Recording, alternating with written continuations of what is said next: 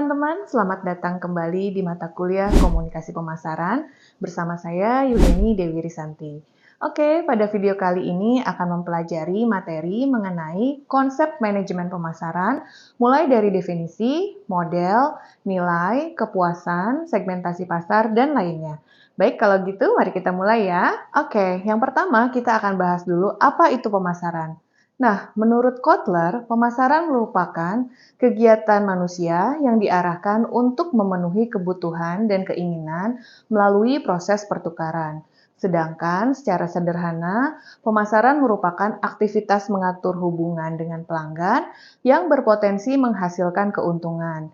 Dari definisi sederhana tersebut, turunlah dua tujuan, yaitu satu, menarik pelanggan baru dengan menawarkan berbagai manfaat produk. Yang kedua adalah mempertahankan serta meningkatkan pelanggan yang sudah ada dengan memberikan kepuasan. Pemasaran sendiri bisa dilihat dari dua perspektif, yaitu perspektif lama dan perspektif baru. Bila dilihat dari perspektif lama, pemasaran merupakan kegiatan telling dan selling.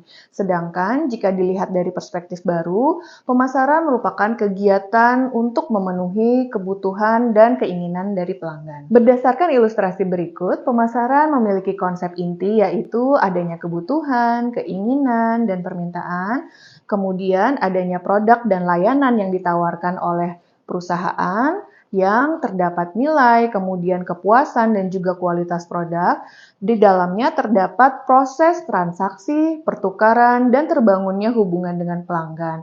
Serta pemasaran kemudian akan kembali lagi ke kebutuhan, keinginan, dan permintaan. Nah, secara sederhana, proses pemasaran terjadi sebagai berikut. Berawal dari memahami pasar sasaran dan kebutuhan pelanggan, serta keinginannya, kemudian mendesain strategi marketing yang tentunya berdasarkan pada kebutuhan pelanggan, membentuk program marketing yang menawarkan manfaat dari produk tersebut, membangun hubungan bersama pelanggan yang berpotensi menguntungkan, dan yang terakhir adalah mendapatkan nilai dari pelanggan untuk menciptakan keuntungan dan ekuitas pelanggan.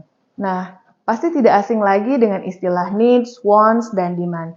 Namun perlu diketahui bahwa istilah tersebut memiliki perbedaan walaupun terlihat dan terdengar mirip. Needs biasanya kita artikan sebagai kebutuhan, yang artinya keadaan kekurangan yang melibatkan kebutuhan diantaranya kebutuhan fisik, sosial, dan di individu. Kebutuhan fisik yang dimaksud antara lain seperti kebutuhan akan pangan, sandang, dan papan, kemudian kebutuhan sosial yang mencakup seperti misalnya sense of belonging, kebutuhan untuk rasa diterima, dan lain-lain. Dan yang terakhir adalah kebutuhan individu yang mencakup proses belajar, mendapatkan pengetahuan, dan mengekspresikan diri. Selain needs, ada juga yang namanya wants atau keinginan. Wants merupakan bentuk turunan dari needs yang dibentuk oleh budaya dan kepribadian individu. Istilah terakhir yaitu demands atau permintaan. Demands terbentuk karena adanya gabungan wants dan buying power atau daya beli dari target market tersebut. Lalu apa saja hal yang dapat memuaskan kebutuhan dan keinginan pelanggan? Terdapat dua hal, yaitu produk dan pelayanan. Produk merupakan segala hal yang dapat ditawarkan kepada pasar untuk memuaskan kebutuhan dan keinginan konsumen. Sedangkan pelayanan merupakan kegiatan atau manfaat yang ditawarkan di dalam penjualan. Nah, untuk konsep produk sendiri, saya akan menjelaskan lebih lanjut di materi mengenai konsep produk. Indikator penentu kepuasan pelanggan adalah performance dan ekspektasi. Jika performance suatu produk lebih rendah daripada ekspektasi pelanggan, maka kepuasannya tentunya menjadi rendah. Begitupun sebaliknya, jika performance suatu produk lebih tinggi daripada ekspektasi pelanggan, maka tentunya kepuasannya pun akan tinggi. Setelah produk dan pelayanan, pemasar juga perlu memahami market atau pasar, yaitu merupakan kumpulan pelanggan atau pembeli yang aktual dan potensial dari suatu produk.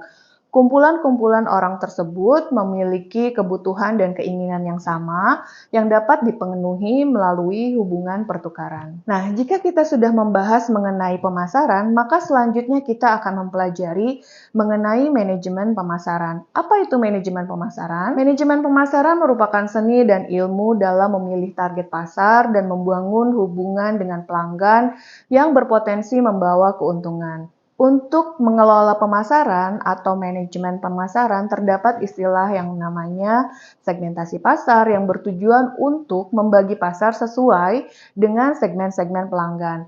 Setelah melakukan segmentasi pasar, barulah kita bisa memilih atau membidik target pasar yang dapat dikembangkan. Oke, bila di awal saya menyebutkan untuk membangun hubungan dengan pelanggan yang berpotensi membawa keuntungan itu sangat penting, maka terdapat beberapa langkah yang harus diketahui untuk mencapai hal tersebut. Di antaranya adalah membuat mereka tertarik terhadap produk dan layanan yang ditawarkan terlebih dahulu, kemudian membangun transaksi dan terjadilah proses pertukaran.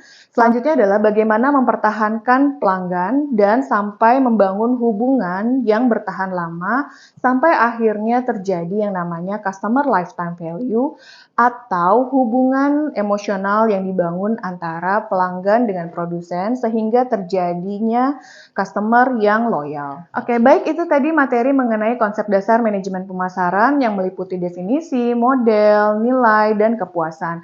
Semoga dari materi yang sudah dipaparkan tadi dapat dipahami. Sekian dari saya, mohon maaf bila ada kekurangan. Sampai jumpa di materi berikutnya. Terima kasih.